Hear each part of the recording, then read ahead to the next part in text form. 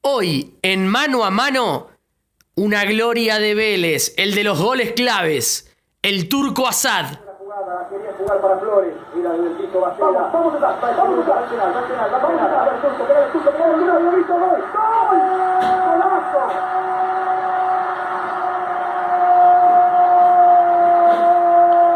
Hola a todos, bienvenidos a un nuevo Mano a Mano. Hoy volvemos al fútbol, vuelvo a ser el centro del fútbol, con un personaje... A ver, ¿cómo describir al personaje que vamos a tener hoy? Un personaje de por sí, exitosísimo jugador, ha logrado cosas que ahora vamos a estar charlando, técnico también, pero además un personaje gauchito, un personaje gauchito simpático. Estamos hablando de Omar Andrés, el Turco Asad. Turco, bienvenido a estos mano a mano que hacemos aquí en la gente de Saladillo. Agus te saluda. Turco Asad, se asocia automáticamente con Vélez. Decir Turco Asad lo asociamos automáticamente al Vélez histórico, Vélez de Bianchi. ¿Qué se siente, Turco? Te presento, te doy la bienvenida y de paso te pregunto que me cuentes qué se siente.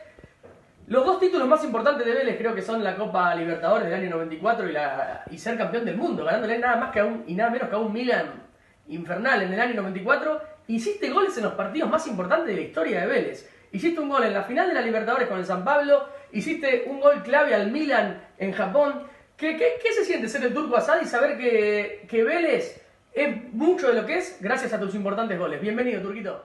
Hola, ¿cómo estás, Agustín? Muchas gracias por la invitación, por la nota, por la bienvenida. Acá estamos en casa. Sí, mirá,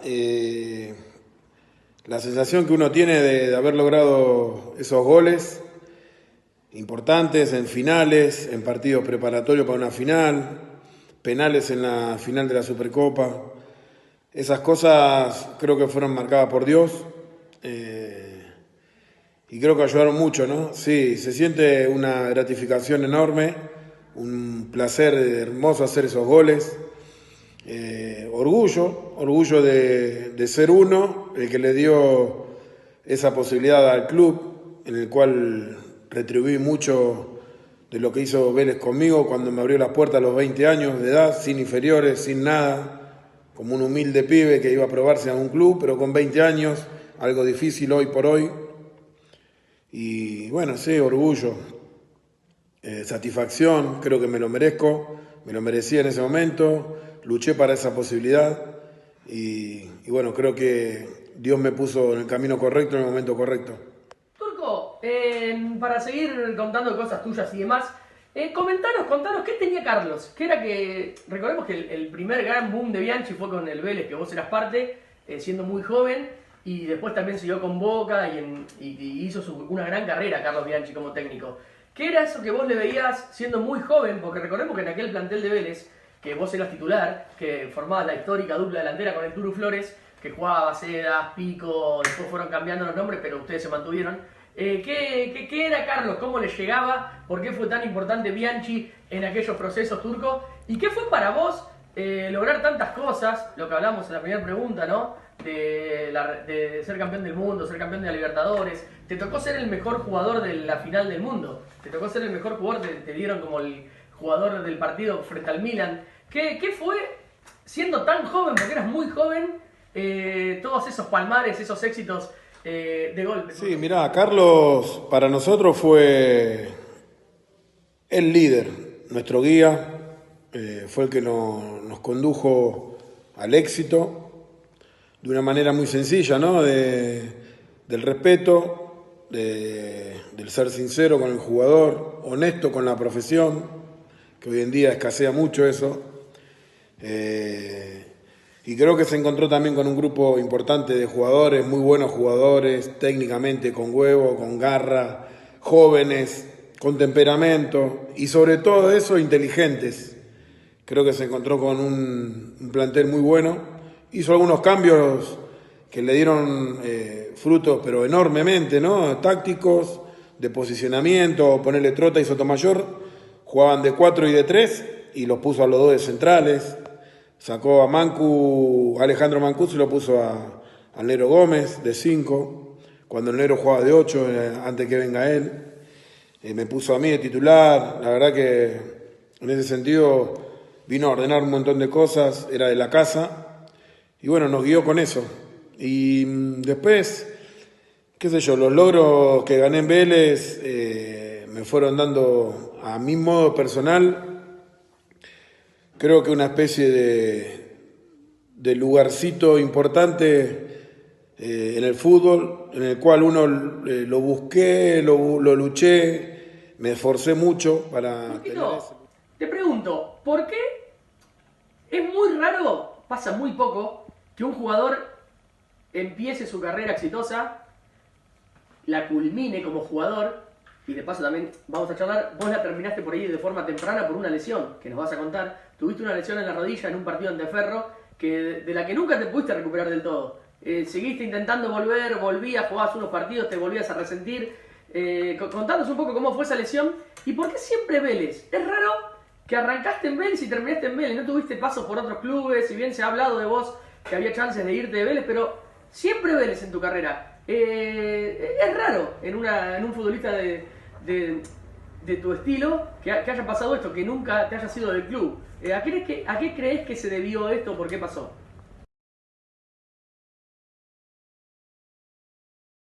Sí, pasó eso, Agustín, pero bueno, creo que se debió mucho en primera instancia a una cuestión política, futbolística del club, en el cual no querían vender jugadores del primer plantel o del primer equipo a lo interior, a la Argentina, porque teniendo esa posibilidad de progresar, que estaba bien para el jugador, para el club económicamente, todo, pero se iban a clubes denominados grandes como River y Boca, y automáticamente primero la calidad del plantel o del equipo de Vélez disminuía y potenciaba circunstancialmente al otro, al que te lo llevaba. Y bueno, Carlos Bianchi no quería que se potencien mucho los equipos rivales o los candidatos a pelear con nosotros cada torneo. Pasó por eso, de primera instancia. Después en el segundo creo que la lesión me truncó muchísimo. Y bueno, me costó mucho volver después a mi nivel. Y sí, creo que fue para ahí, por el tema ese, ¿no? Primero el paso trunco de la política que tenía Vélez con los jugadores y después la lesión. Turco, la última del turco jugador. Después vamos a pasar a hablar del turco técnico. Elegime un partido que te quedes con ese partido como el que más te marcó. Seguramente creo que es un poco de los que hablamos, ¿no? Por ahí te vas a quedar con uno o dos, pero bueno, elegime un partido con el que vos digas, este es el partido que me marcó para siempre, el que elijo.